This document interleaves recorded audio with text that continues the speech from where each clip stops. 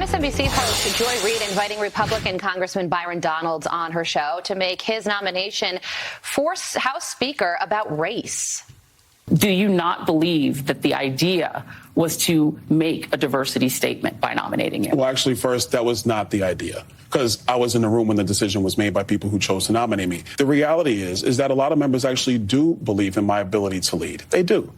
District Media Group President Beverly Hallberg joins us now. Beverly, what's Joy Reid really trying to do here? Oh, well, she's trying to put down any minority who decides to align himself or herself with the Republican Party. It shines a spotlight on what many minority Republicans have to face, and that is condemnation by the left and also those in the media who think that it's just absurd that they would align themselves with this party. And look, there's also the double standard. Here she is questioning whether or not he has the ability to be in leadership, considering he's only been in Congress for one term. But when Barack Obama was in the Senate for only one term and was nominated and, of course, elected as president, he had glowing reports about that. Never once did the left say, well, he just is being used because of his minority status. So there's a huge double standard, and unfortunately, this is what a lot of minority Republicans face. Yeah, it couldn't be about merit. It had to be about skin tone, which I think is just so insulting. Would you say the same thing about Hakeem Jeffries? Is he a minority hire or elevation of status?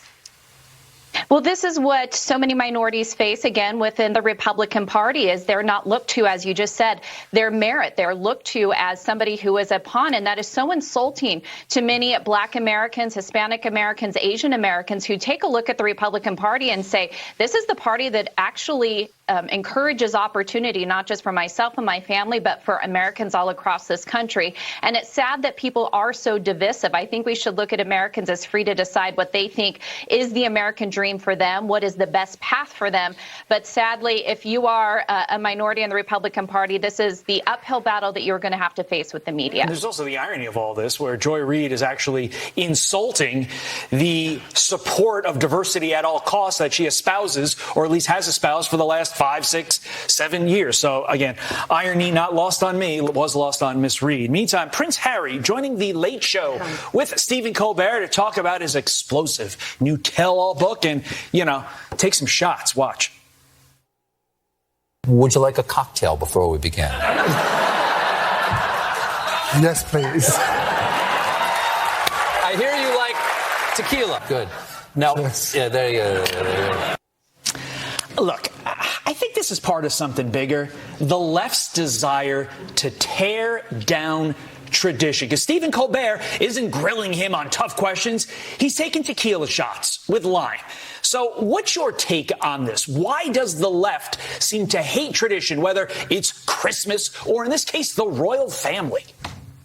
Yeah, they really do want to tear down any type of norm, any type of tradition, not only that we have as Americans, but now the royal family as well. And I think it's quite interesting that you have Prince Harry taking shots when his book, a big chunk of it is about his struggle with drugs and alcohol use. And here he is making light of it all. And so we've really gone from Prince Harry wanting to go around and share, quote, his story and supposedly serious style interviews to now straight up taking his narrative to comedic late night TV. I think a lot of people are going to view this as very distasteful, especially since so many of his accusations are against his brother and against the royal family. He's trashing them not only publicly, but also now laughing about it all. Yeah, I didn't see this interview as particularly political, although Harry and Meghan certainly are.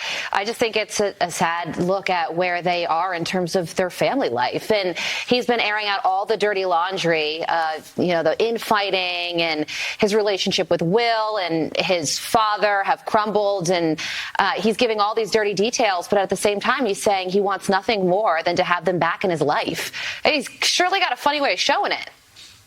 Yeah, how can you want your family back in your life, and how could they ever trust you again when he actually shared private text messages between his sister-in-law, Kate Middleton, and as well as his wife? And so there's no conversation that can be had when you can't trust him. And I find even some criticism that he's gotten from this interview, he claims that that's all spin, that he's taken out of context. What you find from Harry and Meghan, zero lack of accountability for anything that they have done. I think what they truly represent is victim culture in society. society. I think it's sad, and I don't think it helps people move past problems they may have had in the past. Yeah, absolutely. During the Oprah interview, Meghan Markle said that one member of the royal family was concerned about the color of their child's skin. And then Harry now is saying that they never accused the royal family of racism and that the media blew it out of proportion. When the media just printed exactly Meghan's words, word for word, you can't blame that on the media.